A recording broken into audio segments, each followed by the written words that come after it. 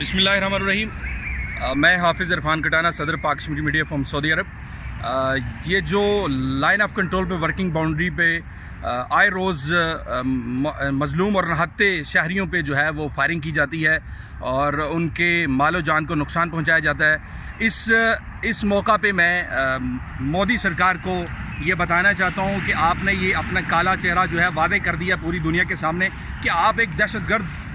جو قوم سے آپ کا تعلق ہے، آپ دہشت گرد ہیں۔ آپ نے یہ ثابت کر دیا ہے اور اس موقع پہ ہم حکومت پاکستان سے پرزور اپیل کرتے ہیں کہ وہ اقوام متحدہ میں بیٹھے ہوئے جو نمائندگان ہیں ان کو یہ بتائے کہ